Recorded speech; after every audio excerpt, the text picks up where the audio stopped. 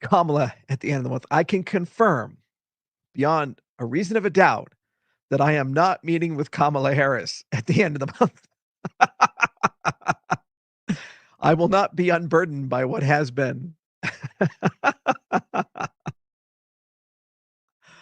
uh,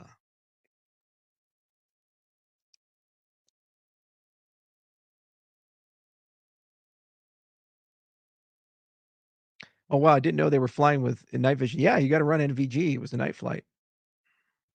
Well, we tend not to fly at night for that reason. It's a pain dealing with all that stuff. We are getting NVG kits, and mostly I'm getting them because we use the Black Hawk for night ops for disaster recovery.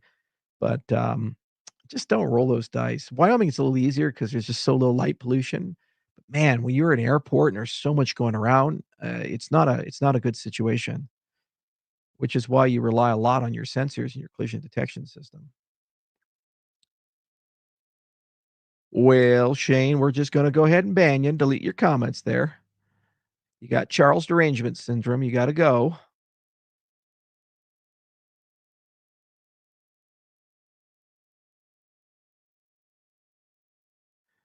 Yeah, this is an interesting one. So, mainstream media reporting staffing Reagan Airport, air traffic control reportedly not normal at time of collision caused Trump orders Reagan Airport staff layoffs.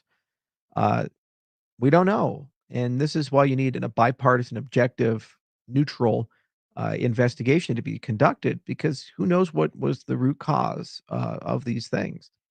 I am not a partisan guy at the end of the day. People are so polarized right now. If you say one positive thing about Trump, then immediately you're MAGA. And if you say one positive thing about Biden, immediately you're a left wing moonbat. Ah, but the reality is, I'm a person and I'm a free thinking person, and mistakes are made. And if you sign executive orders that are very broad, there will be edge cases that create problems. We all accept that. It is what it is. But when you're the leader, you have to accept that every time you make a decision, there's a positive and a negative, and we as a society have to accept if the costs outweigh the benefits or vice versa. The media is fundamentally dishonest. They have taken a position that every single thing Trump says and does is automatically evil and wrong, and he's Hitler. They've taken that position, and they just keep going for it. Now Elon Musk is Hitler because he's throwing his heart to people. And then people comically post all the politicians in the world from AOC to Obama and others doing the exact same thing, but it's okay there, but it's not okay there. They just have to pump that narrative. And what happens is it causes people to get brittle and angry and defensive. And they don't want to hear legitimate criticism anymore. They don't because they think all criticism is illegitimate. So all the media is accomplishing by its campaign is to basically make Trump invulnerable to criticism. And that's not healthy. You can't have a leader who can't be criticized or that people don't buy the criticism, even when they do right or wrong things. You just can't. That's not a republic. That's something else. So we have to move beyond that. And the hope is with AI, we can get there. Community notes augmented by AI, it's about 90% of the way there. And we can have a much more nuanced view of things and we can have a much more nuanced conversation about things. But it's a healthy part of society right now. And the media needs to go out of business and be replaced with new media that's held to a different standard. It's one of the worst things that ever happened to the United States was for our media to be co-opted by the left. Thoughts on a Cardano virtual machine? Starstream.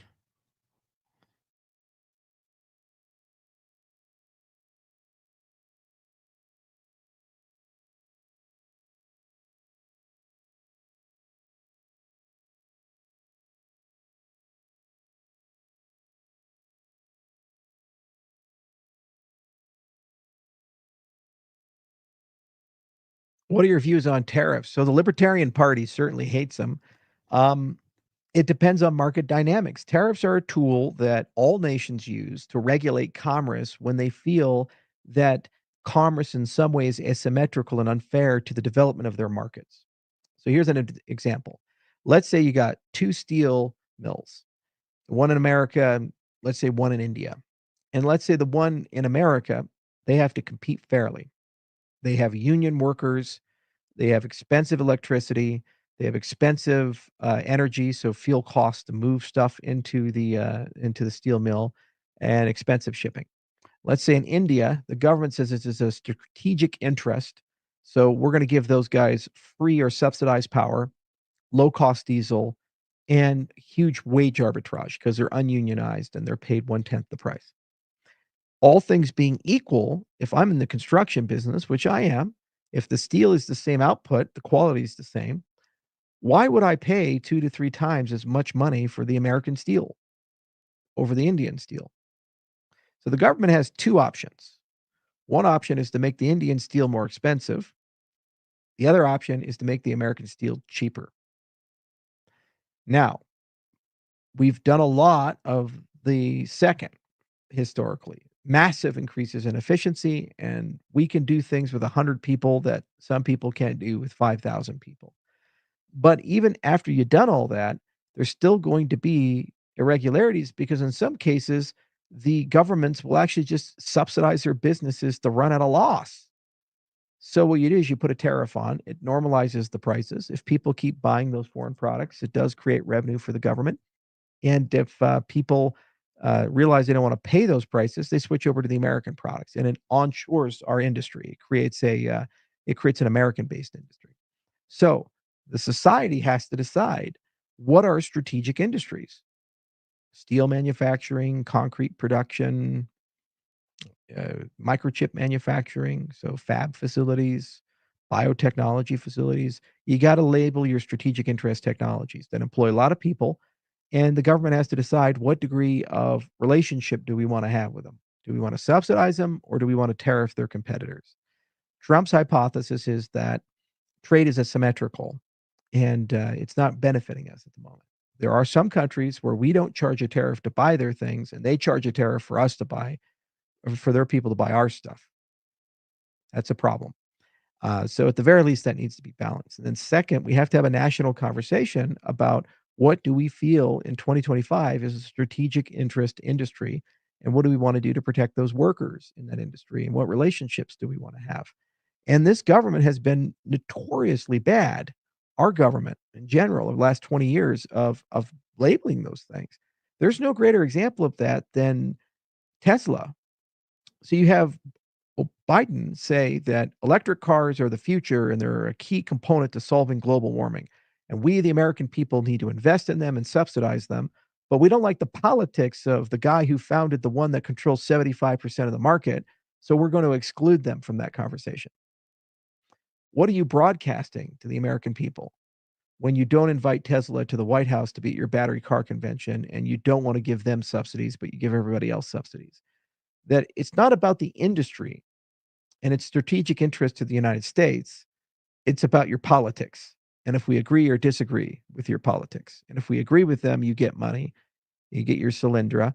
If you disagree with them, then we harm you and investigate the CEO. Tariffs are at least a little bit more fair because they're apolitical. Tariffs benefit universally the entire industry that has to compete with these subsidized jurisdictions. So every American steel producer, every American manufacturer will benefit equally from this because they're more competitive in the price scheme now versus the other stuff. So you're not picking and choosing winners and losers. And when you help industry, you tend to pick and choose winners and losers. And that's a sore spot for me because I've seen where that can go wrong. And it's really hard to make that fair.